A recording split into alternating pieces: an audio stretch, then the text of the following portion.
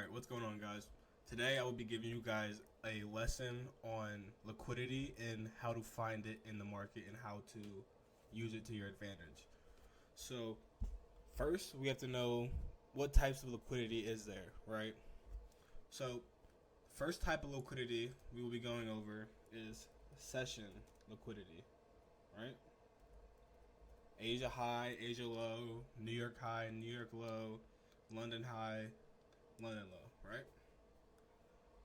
Second form of liquidity we'll be going over is data highs and lows. Alright. A third form of liquidity we'll be going over is unfilled fair value gaps. Alright. And then the final form of liquidity we will be going over is just your most normal form of liquidity, just a high and low in the market, right? So, alright. So now that we have that, let's get right into session liquidity. Starting off with our first example, we have session liquidity, right? So here we have New York highs and New York lows, Asia high, Asia low, London high, London low, right? So what are we seeing here? So after New York closes, London session then opens, right? So what do we see? I mean, not London session, Asia session then opens. What do we see during Asia or after Asia, right? So Asia, right when Asia closes, what do we get? We get a sweep of Asia, and then we get a sweep of New York low, right?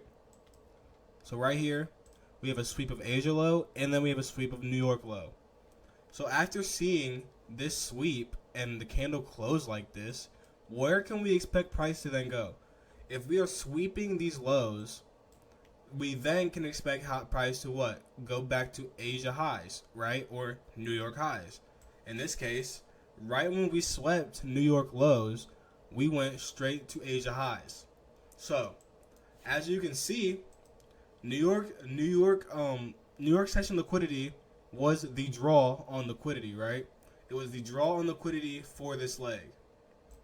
Price needed to come here and then to go higher.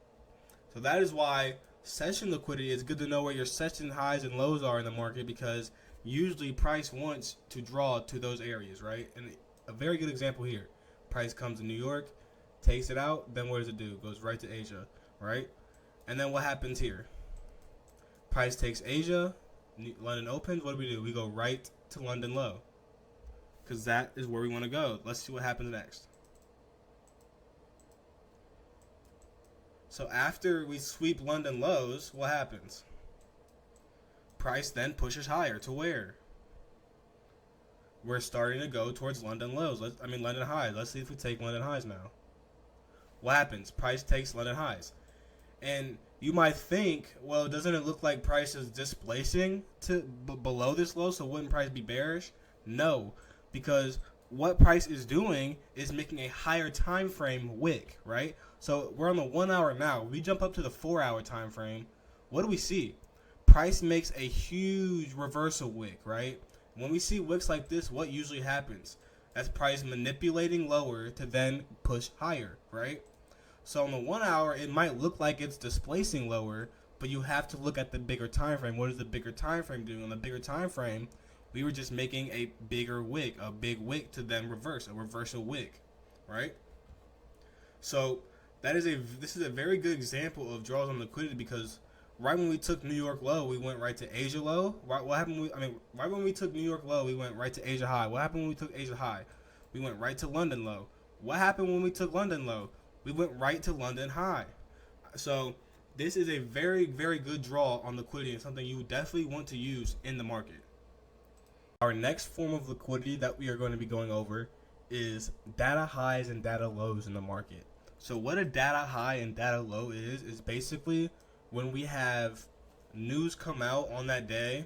You want to go to the 1 minute time frame and you want to look to see if there's a news candle like this, right? So this candle, I believe it was from CPI being released. I'm not 100% sure what it was from, but I do know for a fact it was a news candle. It was a data high or data low, right? So with data highs and data lows in the market, those are very strong draws on liquidity, right? And they can be used very often amount of time to direct where you want price to go and direct the trade from that, right? So with this example right here, we can see this is a 2 p.m. data high or 2 p.m. data candle, right? So what I do every time there's a data candle, I look to see data lows taken out, and then I look to see data highs taken out, right?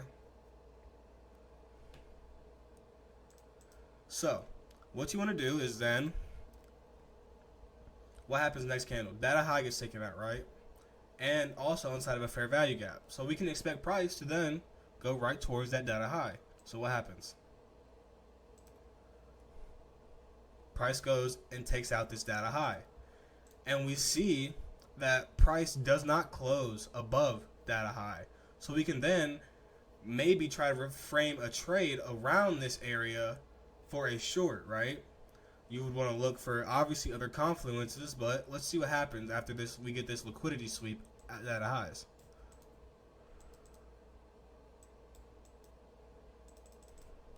Price then starts to reverse lower. So data highs and data lows in the market are a very, very good, also a very good draw to look for in the market. And you can find your data highs. I mean, you can find your data candles. You can look for news at forexfactory.com. That will tell you whenever news is going to release, what days it will release, and what time it will release.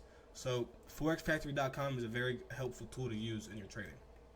And data highs are also a very helpful tool to use in your trading. As you can see here, we take out this data high, the draw on liquidity, and then what happens? Price then starts reversing, starts falling back down lower, right? So that is liquidity on data highs. For this example, I will be using filled and unfilled fair value gaps. So here we can see that we have swept liquidity, right?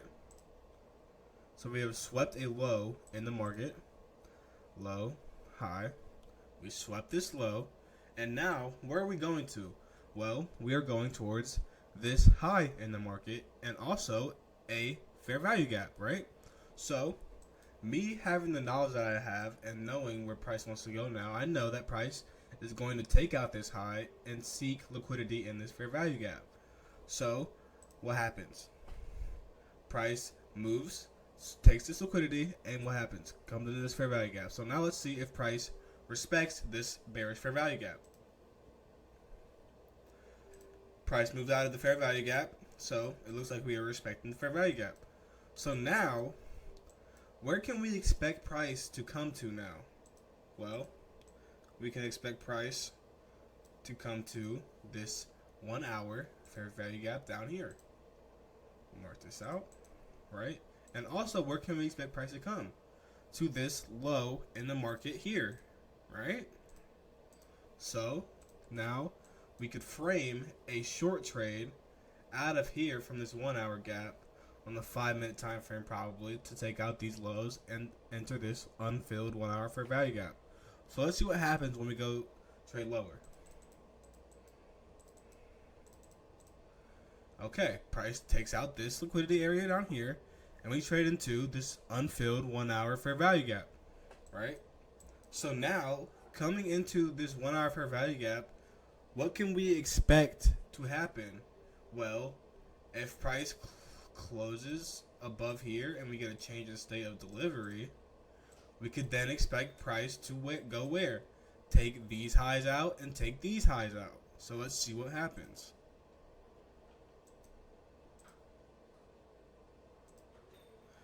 All right, price closes above the series of down close candles that took liquidity, giving us a change in state of delivery or an order block.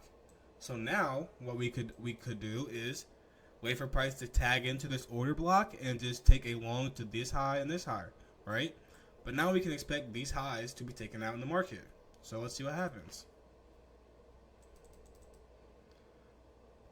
These highs get ran almost instantly after we get this change in state of delivery, right?